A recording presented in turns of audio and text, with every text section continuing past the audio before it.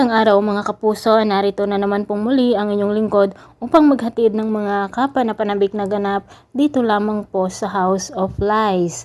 Dahil nga pinaniniwalaan ni Greg na si Edward ay hindi niya tunay na anak at bunga ito ng pagtataksil ni Regina noon kasama ng kanyang business partner na si Walter. Ngayon ay itong si Aldrin pala ay anak ni Walter kung kaya't nagsisimula na siyang maghiganti dahil nga sinisisi niya si Regina dito sa pagkamatay ng kanyang nanay dahil daw sa sakit ng loob noon nang malaman niya na magkalaguyo ang tatay niya at si Regina. Kung kaya't ito daw ang dahilan ng pagkamatay ng nanay ni Aldrin kaya't naghihiganti nga po siya mga kapuso. Ngunit ang nasabi naman nitong si Walter ay hindi si Edward ang bunga ng kanilang pagtataksil kundi si Paulo. Narinig ni Mars ang pag-uusap nina Regina at Greg, ngunit nakiusap si Regina na huwag niyang sabihin ito kay Edward. Sinasabi ni Regina na si Edward ay anak ni Greg, ngunit hindi ito naniniwala kahit may DNA test na nagpapatunay.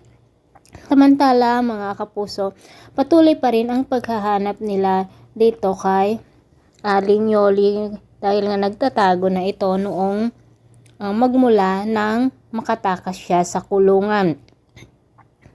Ngayon nga ay nakita nila ang ebidensya na kung saan ay relo na nandoon mismo sa gamit ni Yoli. At nang makita nga ni Greg ang relong iyon, nakita niya na kay Edward pala mga kapuso. So ibig sabihin si Edward nga ang sumunog ng mansion dahil nga sa galit niya dito kay Greg noon. O diba, Diyos ko, talagang napakamiserable na ang nangyayari dito sa pamilya Torrecampo. Samantala, sana gumaling o makapaglakad na rin itong si Ashley dahil nga mukhang gagawan pa rin siya ng pangalawang operasyon mga kapuso. Ito namang si Jasmine ay magaling na nga dahil sa pagtatransplant ni Ashley sa kanya ng bone marrow. Nang makita nga ni Greg ang relo na iyon, agad niyang sinampahan ng kaso si Edward at pinadakip ito sa mga pulis. Ipapakulong niya ang kanyang mismong anak mga kapuso dahil nga ang alam niya si Edward ay bunga ng pagtataksil ni Regina at Walter noon.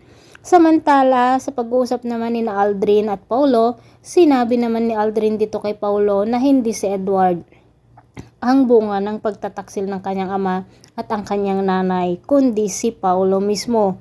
Naku mga kapuso, talagang napakaganda ang bawat eksena dito, kaya't pakatutukan po natin lagi. Ang alam ni Mars ay si Edward ang hindi tunay na Torrecampo, ngunit ang kanyang asawa pala na si Paulo.